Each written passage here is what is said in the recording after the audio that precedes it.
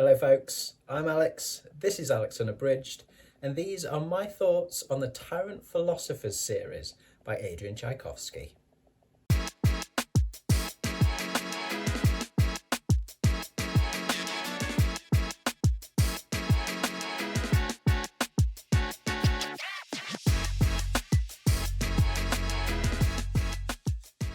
So welcome back to the channel if that is the case. Yes, a bit of a wrap up of 3 books for you today. What is currently a trilogy right now, but I'm hoping will turn into an extended series, an ongoing series, that of the Tyrant Philosophers series by Mr. Adrian Tchaikovsky. I think anyone who has watched this channel for the last, 6 to 8 months will know that I've become a big fan of Adrian Tchaikovsky's writing since sort of summer last year. And so, yeah, diving into some of his fantasy this time rather than his science fiction. And I dove in with Lekden from Reading from the Depths. All 3 of these were buddy reads. We read these across 3 months, 1 book per month, starting in December. And we've just finished the 3rd this month in February.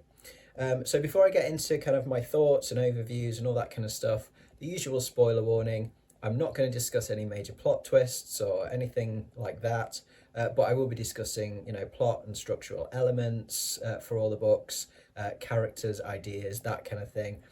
So if you do want to go into these completely blind, then do feel free to click away from this video now and come back once you've read them. So, a quick overview then of the 3 books. I'm not going to go into each book in depth individually because we'd be here all day. There's a lot in this. Rather, I'm just going to kind of go through the 3 different books in terms of what they're about, where they're set, etc. And really look at the series as a whole and why I think it works so well as a trilogy, or at least, as a series possibly to go on. All of these books can be read are designed to be able to be read, as standalones or in any order, should you want to. They are contained stories in that respect, but I would highly recommend reading them in order. There are linking characters, there is a progression to the world building and to the way the story is told that I think will just make the experience so much better if they're read in order. Book 1 then is City of Last Chances. I do have a review out on the channel for this already, which I will link to in the description. I loved this. This is a 5-star read. This one is set in the city of Ilmar, and this is a story primarily of rebellion and resistance against an oppressive authoritarian occupying force. This force is from Palestine. They are referred to as the Pals. They rule by fear, and it is kind of their ideology that they want to spread, a kind of an ideology of perfection and correctness, and they are essentially trying to spread this out over the entire world, and destroying all other cultures in this conquest. And this is focusing just on the city of Ilmar, which is now under occupation. And Ilmar is bubbling with resistance, with cultural clashes, underground alliances.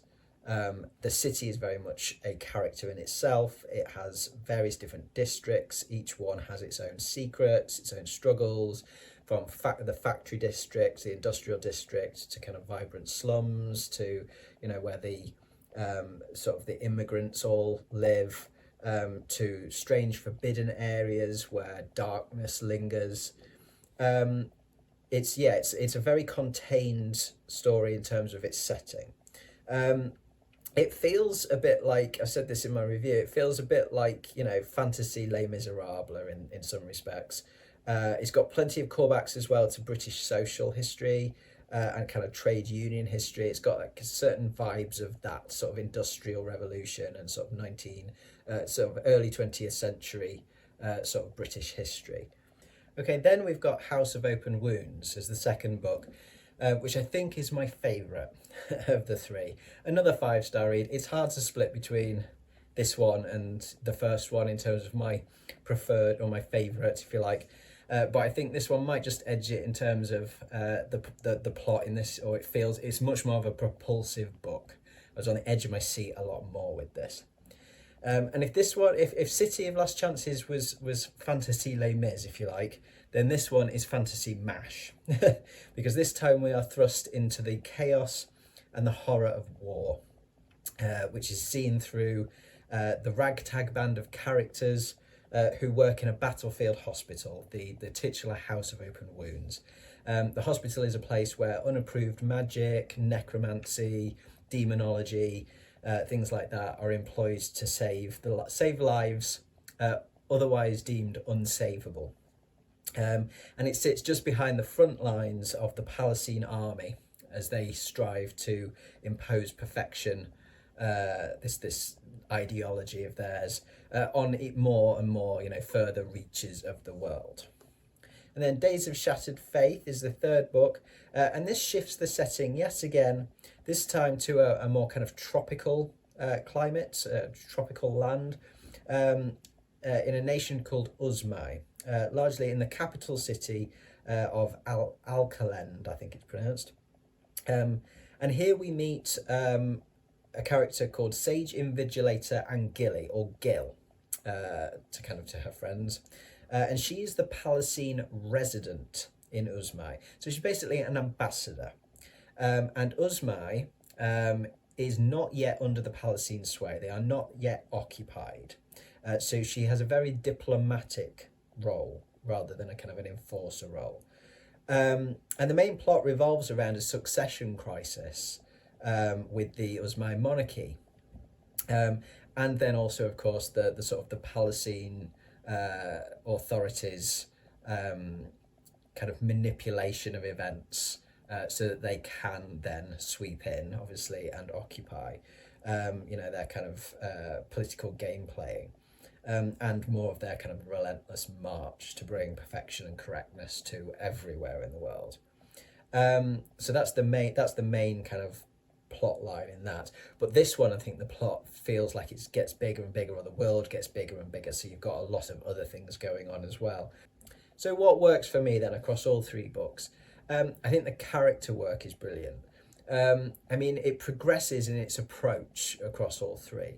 The first book is very discombobulating in some respects with the characters. It is multi-POV to the max. It jumps around from character to character a lot.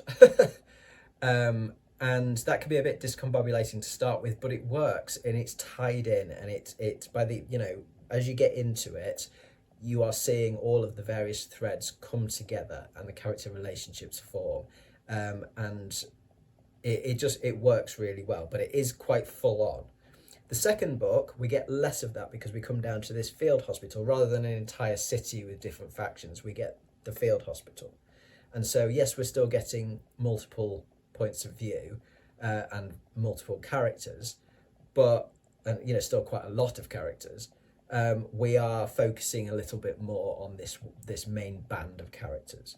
And then in book 3, there's a lot of characters in it, but actually the perspectives are very focused. It's largely Gil and Gilly, the ambassador, and her assistant, and a couple of other characters, but it really is more about Gil and the one of the royal family. And so it kind of narrows it down as you go on. I think the grey areas as well with the characters, the nuances in character works really well. All the characters are flawed in this, deeply flawed, but you can't help but like them. And I think the characters, the Palestine characters, so any of those who belong to this kind of authoritarian regime, they're really interesting in terms of the progression, going from hating all of them without exception in book 1, where they are all just outright villains, through to actually rooting for some of them as you get through books 2 and 3. To be able to turn me around that much on anyone belonging to this regime, because it is horrible in book 1, and it is a horrible regime throughout, but to pinpoint little pockets of humanity within that, I think was really cleverly done. And it really did kind of show the, as I say, the nuance of stuff. I think how the characters link between books is interesting. I think there's only one character who shows up in all three books. He is kind of the keystone in a lot of ways. And he's a fantastic character. There are characters that move across like book 2 to 3 for sure, more so. But there's only one that comes up in all three books. But it works because the way that the stories are told, it still links you back to characters that you've met in previous books and events that you know are still that were going on at the end of the previous book, things like that. It just, they do all link in together, and you do get invested in them for sure. As I say, there are a lot of characters in this, so it does feel like a properly populated world. We are seeing a decent amount of main characters, if you like, or main ensemble people, but there's an absolute ton of incidental and side characters, and all of them are so well constructed, even if they're only there for like a chapter.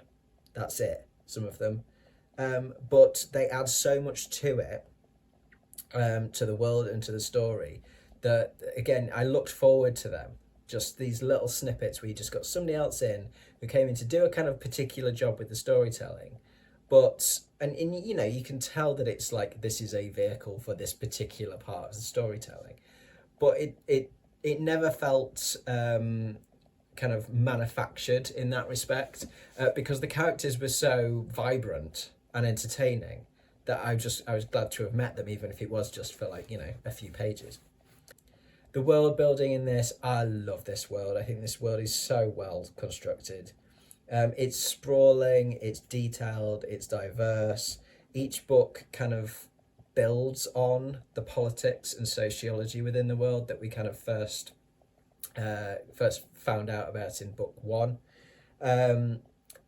And in a similar way to the characters, there's a progression as you go through, but it's kind of reversed from the character progression, in terms of, from characters it was like lots and lots of characters, multi-POV, down to a more focused approach to characters. The world is the opposite. It's a city contained to start with, through to this wide, sprawling world, essentially. You get some of that in book 2 because the Palestinian army are moving around. But with Uzma, you get the country, you get the cultures and the countries on its borders, that kind of stuff. It just feels so much bigger. You're starting to bring other people in from different places, different nationalities, different cultures again, and it's broadening, whereas the character is narrowing. The character focus is narrowing rather, and that works brilliantly. That kind of crossover works really, really well. I really, really appreciated that the fantasy elements in this weren't just all dumped on you in book 1 and were all kind of in my face, because that's what I struggle with fantasy sometimes, is like, getting smacked in the face with complex magic systems and all of these new things with new names that I have no clue what they are. That loses me, and I lose interest quite quickly. Whereas Tchaikovsky in this introduces enough in book 1 to give lots of flavour and intrigue to the world, but it's kind of incidental. It's just it's a bit of kind of icing on the cake to what is a really actually grounded story about rebellion. But by book 3, again, those fantasy elements have been built on, and you've got so many more ideas and elements and creatures and stuff like that coming in. Magic and demons, you've got lizard armies coming in, murderous pirates, all manner of gods. Got a giant frog god and a shark god being 2 of my favourites. We've got necromancy coming in, we've got magic, a much more kind of it's not a complex magic system, if you like, but we've got a lot more about the magic of the world, and story elements include the magic more. And we've even got mentions of things like lycanthropists, which is just a mention, a throwaway mention. But I can only hope that if this series progresses, that we might get some like werewolf action in there as well. So it's like, there's you can tell there's still more that Tchaikovsky wants to do with this. There's still more out there in this world, and he drops little things in that just keep you wanting to know more about it. So yeah, the world of this is fantastic. I would quite happily spend many more hours listening to stories in this world. One thing that is always going to be a big factor in my enjoyment of Tchaikovsky's work is his prose. I love it. I absolutely love it. His ability to shift tone so effortlessly, and like that as well, moving from quite dark and serious stuff to like wit that makes me laugh out loud from one second to the next, or vice versa, is like, yeah, second to none. I really enjoy his dialogue. It feels real. The characters have very, very clear and specific voices. But it's his narrative style that I think really just captivates me more than anything else. It's so rich and weighty. There's poetry in it, definitely, but it always still feels very grounded. He can write some absolutely awesome battle scenes as well. Like there are a couple across these. I mean, there's something in every single book that's great. But there are two scenes in particular, one in book 2 and one in book 3, which were just absolutely outstanding. I am not always a fan of battle scenes. It's another one of the reasons why I've been put off fantasy in the past, because I've read battle scenes that were just too long and dry and dull, and I couldn't visualize what was happening, and I just lost interest. No, not in this. Not in this case. They are LGBT. They are.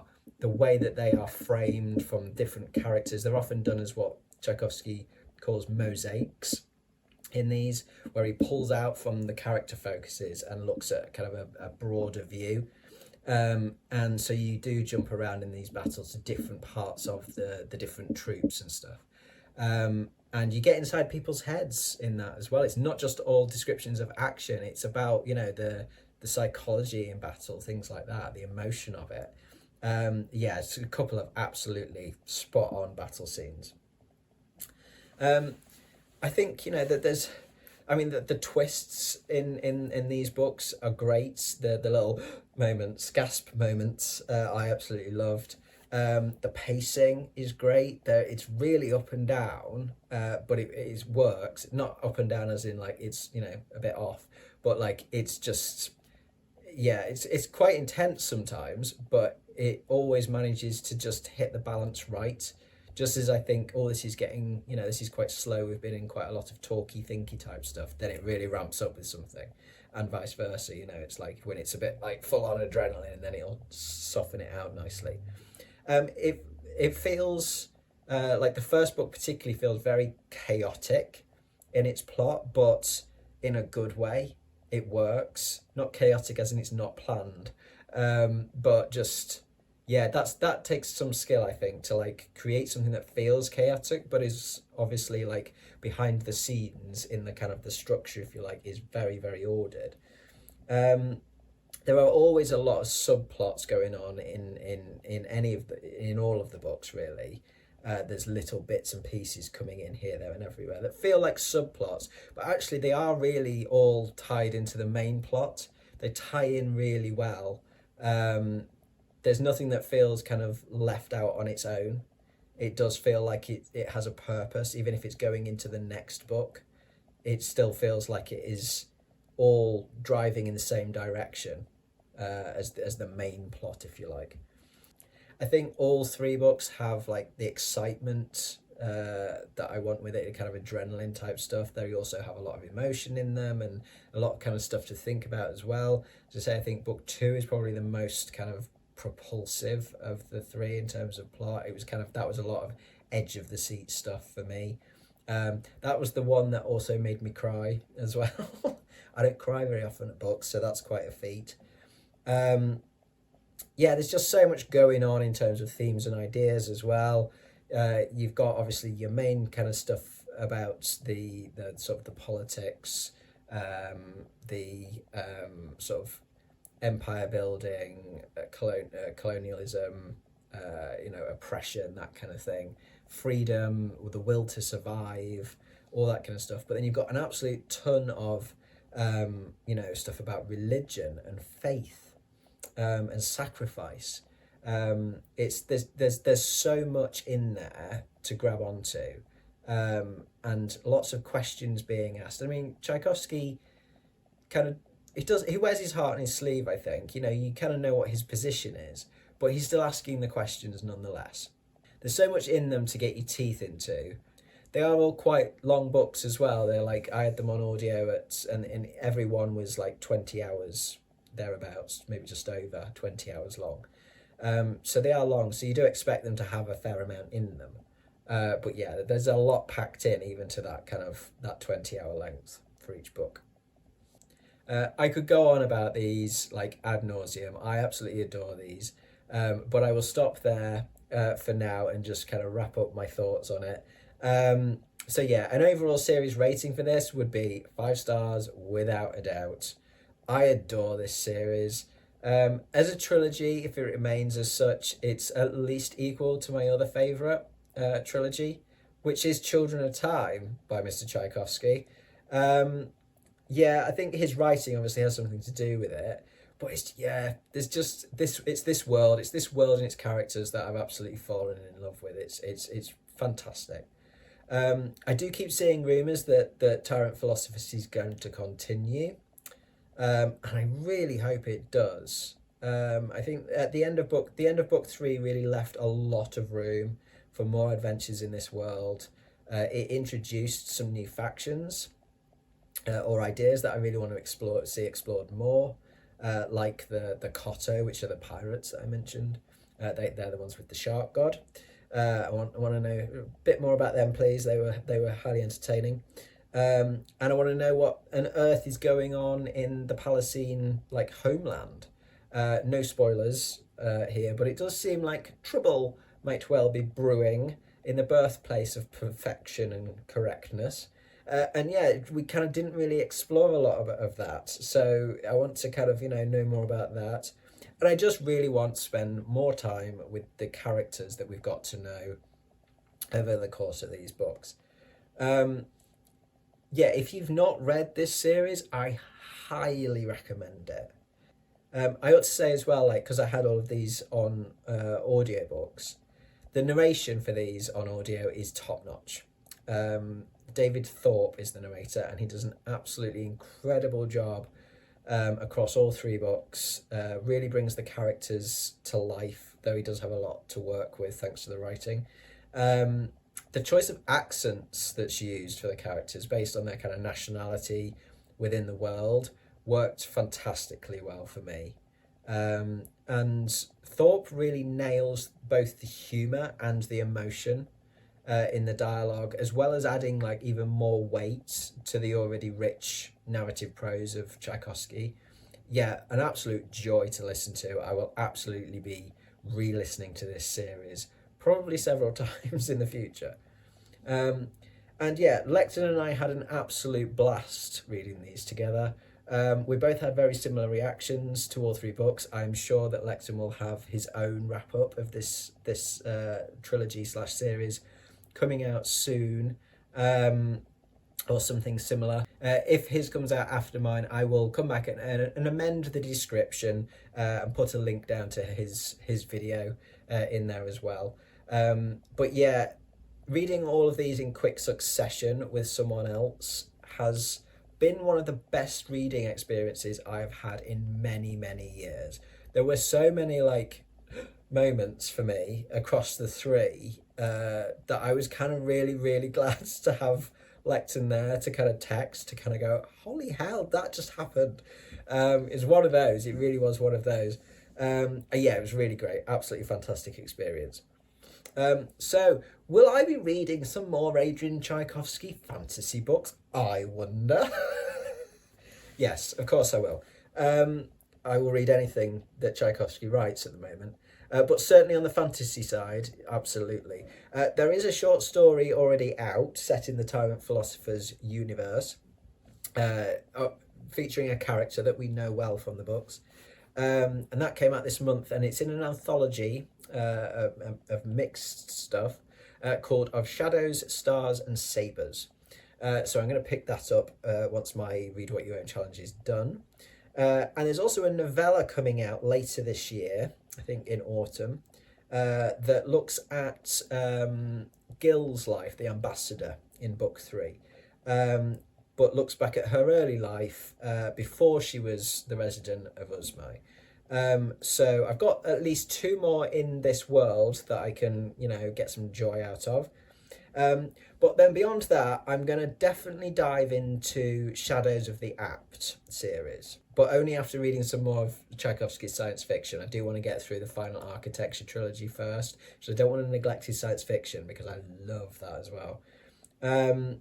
But I do want to I want to get through that first before I dive into Shadows of the Apt, because if I like that a lot, then I'm going to want to chomp through all like 10 books in the series, plus there's extras as well.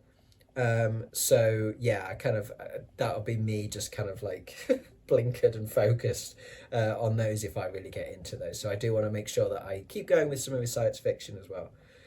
So I've got plenty to be going on with when it comes to Adrian Tchaikovsky's fantasy stuff. I will say though that as somebody who absolutely did not class themselves as a fantasy fan at all before reading these 3 books, I do really now want to explore some more fantasy, to find other series that I might like from other authors. I always just kind of thought I've had some bad experiences with fantasy in the past. Oh, I don't like fantasy. No, I just need to find the right fantasy, and then I love it. So yeah, this might mark the entrance to a new rabbit hole for me to explore. As if I needed any more books to put on my ever increasing flipping TBR. But yeah, it might happen. I'm going to make some more forays into fantasy, so watch this space on that. But I think that's plenty of rambling from me today. That will do for now. So thank you very much for watching, folks. As always, do drop your thoughts in the comments below. Have you read any of the Tyrant Philosopher series? If so, what did you think? Or have I convinced you to give it a try? Yeah, do let me know. I'll be back on Friday with another video of some sort, so I do hope you'll join me for that then. But from me, for now, that's ta-ra.